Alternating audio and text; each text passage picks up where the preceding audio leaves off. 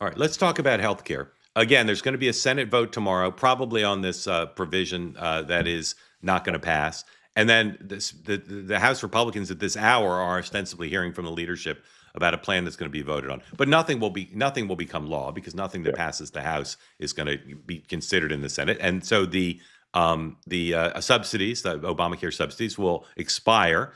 Here's the Washington Post headline: Senate Republicans disappeared. Anyway, they're going to offer. Here it comes back. Senate Republicans offer counter proposal on Obamacare.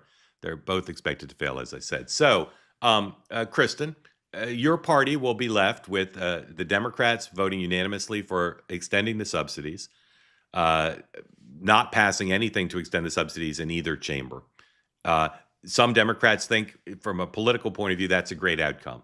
Are you worried, if assuming this is the outcome and we head into the new year with the Obamacare subsidies expiring, are you worried that that's going to hurt your party politically? I mean, 100%. I feel like I have voiced my heartburn over healthcare for months. And it's not just me. I mean, I talked to members, I talked to other consultants. Like, everyone is kind of saying, we need to figure this out. Like, there's a leak in the basement and no one is fixing it. And I mean, right now we have 4 different proposals in the Senate, and none of them are going to get to 60. I mean, no one is. I think that the best sign of cohesion is probably the House bill that Congresswoman Kiggins and the Democrat, I'm going to mispronounce his last name, Gothmeier, I think, have God, put Hmm. forth.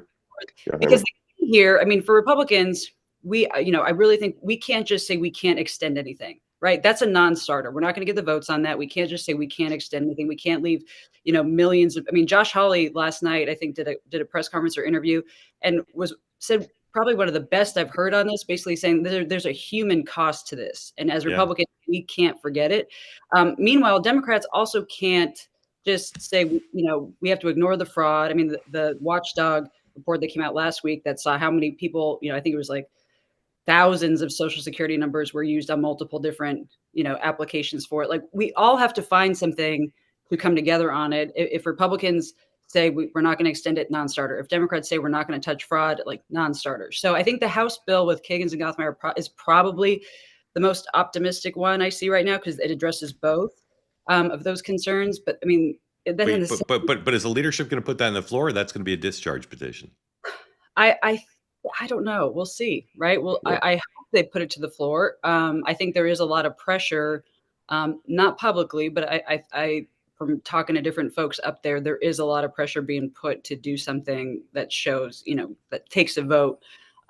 There, I think, we will get tripped up on some of the pro-life pushes. Yeah, That's started for Democrats. I think we need to yeah, figure out another way to achieve those goals without being in this bill. yeah. Um, so no, Haima, I'm very nervous about it. Haima, yeah. if the minority leaders, if Schumer and Jeffries said to you, you're in charge of the war room. We want a bill. Figure out how to get a bill to the president's desk that extends the subsidies, and we're willing to have some of these conditions to deal with the allegations of fraud and the caps and all that. Would you start in the House or would you start in the Senate, and would you look for one of these mini gangs to do it? Yeah. How would you do it? Look, I was starting in the Senate for sure. Look, my hometown senator, Republican Senator Bill Cassidy, who's facing a almost insurmountable reelection because the Republicans and the president have decided to not support him in the way that he should be supported. He's been screaming at the top of the mountain to fix healthcare since he's been in the Senate. And so I would bring Bill Cassidy to the table with some Democrats, Patty Murray, and people like that who have reasonable interests in getting this across the finish line. And I would put together a package. I think I like Josh Gottheimer. I don't know Rep Higgins well. I think Yeah, Gottheimer has emerged as a really smart, centrist, no BS sort of yeah, member. But I would start in the Senate, and I and I yeah. and I and I think Chuck Schumer has the moxie right now to get his caucus in a place to present a bill that will have some compromise. At the end of the day, we have to compromise. And to Kristen's point, we're not going to be able to, if Democrats have got to continue to prove that they are for healthcare, for lowering costs. But to Kristen's point, they can't be for waste, fraud, and abuse. Yeah. And that's the fine line that we've got to walk. Yeah, I would say 2 more things on healthcare. Then we're going to talk about the Miami mayor's race. One is Senator Cassidy has said What the president hasn't endorsed against him, and Senator Cassidy said the other day he doesn't think the president is going to endorse against him. So maybe it's not full on love, but given that he supported conviction in the Senate, pretty, I think, notable that the president hasn't endorsed against him yet. And number two,